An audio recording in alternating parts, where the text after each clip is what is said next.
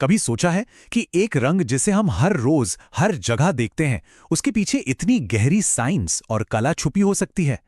आज हम परतें खोलने वाले हैं काले रंग की और जानेंगे कि जिसे हम सबसे आसान समझते हैं वो असल में कितना ज्यादा मुश्किल है।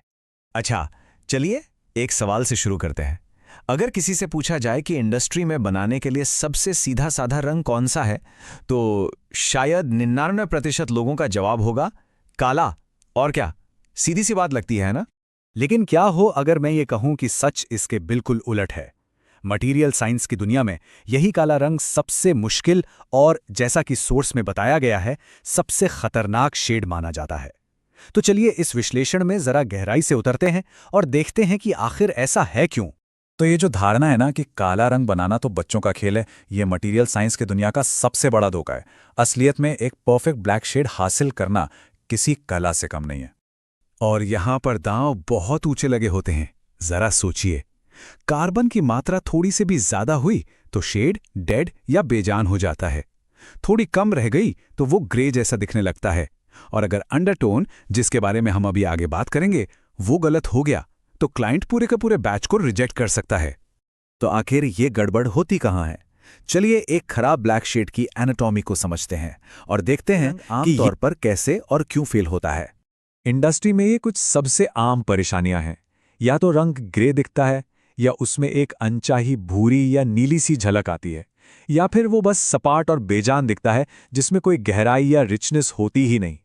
और देखिए, ये गलतियां यूं ही नहीं हो जाती। इनके पीछे ठोस वजह है। या तो शुरुआत में ही गलत तरह का कार्बन ब्लैक चुन लिया गया, या फिर उसकी मात्रा बहुत ज्यादा डाल दी गई, या फिर सबसे बड़ी गलती, अंडरटोन को पूरी तरह से नजरअंदाज कर दिया गया। तो समस्या तो समझ आ गई। अब चलते हैं इस कहानी के असली हीरो की तरफ, कार्बन ब्लैक, और उसकी वो छिपी हुई खासियत जो सब कुछ बदल देती है, अंडरटोन। कार्बन ब्लैक नाम से तो लगता है जैसे कोई मामूली काला पाउडर होगा, पर असल में ये बहुत ही बारीक कणों से बना एक जबरदस्त शक्तिशाली पिगमेंट है। लेकिन इसकी असली ताकत इसके कालेपन में नहीं, बल्कि इसके अंदर छिपे एक बहुत ही सूक्ष्म गुण में है, जिसे अंडरटोन कहते हैं। और यहीं से सारा खेल दिलचस्प हो जाता है। देखिए, जैसे हाई जेट ब्लैक है, जिसमें नीला अंडरटोन होता है, वो गाड़ियों और महंगे गैजेट्स को एक प्रीमियम गहरी लुक देता है। मीडियम ब्लैक न्यूट्रल होता है, और ब्राउन ब्लैक, जिसका अंडरटोन भूरा होता है, वो औद्योगिक पार्ट्स के लिए इस्तेमाल होता है। मतलब आखिर में प्रोडक्ट कैसा दिखेगा, ये उसका अंडरटोन ही तय करता है। अब आते हैं उस सबसे बड़े कलात्मक और तकनीकी संघर्ष पर। एक रिच, गहरा और जानदार ब्लैक बनाना बनाम एक सपाट और बेजान काले रंग पर आकर अटक जाना। एक तरफ है डेड ब्लैक, जो गहरा तो है पर उसमें कोई जान नहीं, क्योंकि उसमें कार्बन ठूस ठूस कर भर दिया गया है। और दूसरी तरफ है डीप ब्लैक, जो रिच है, गहरा है और जान। क्यों? क्योंकि उसमें कार्बन संतुलित है और साथ में कुछ सपोर्ट पिगमेंट्स भी हैं। तो एक शानदार ब्लैक का फॉर्मूला बहुत सरल है। इसे ऐसे समझिए जैसे कोई बेहतरीन डिश बना रहे हों। कार्बन ब्लैक उस डिश में नमक की तरह है। जरूरी तो है, पर सिर्फ नमक से काम नहीं चलता। असली स्वाद और कैरेक्टर तो मसालों से आता है, और यहां वो मसाले हैं सपोर्ट पिगमेंट्स, जैसे कि नीला या वायलेट। चलिए अब इस साइंस को एक्शन में देखते हैं। मान लीजिए कि ब्लैक शेड बिगड़ गया है, तो उसे ठीक कैसे किया जाए। यहां एक छोटी सी गाइड है। ये सब कुछ एक केमिकल बैलेंसिंग एक्ट जैसा है। अगर शेड ग्रे लग रहा है तो थोड़ा और कार्बन और एक माइक्रोडोज नीले रंग का।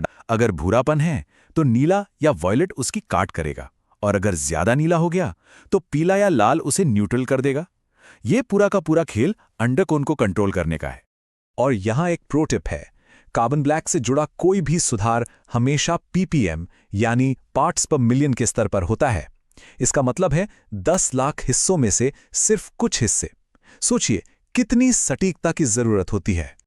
और जब लगता है कि सब कुछ समझ लिया गया है, तब कहानी में एक और ट्विस्ट आता है।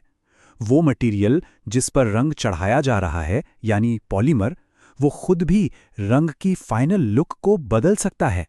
एक ही ब्लैक फॉर्मूला अलग अलग पॉलीमर पर बिल्कुल अलग नतीजा देगा। पॉलीप्रोपाइलीन में वो एकदम साफ दिखेगा, तो वहीं एचडीपी में थोड़ा भूरापन आ जाएगा। नायलॉन नमी पकड़कर ग्रे हो सकता है, और एबीएस गर्मी से भूरा पड़ सकता है।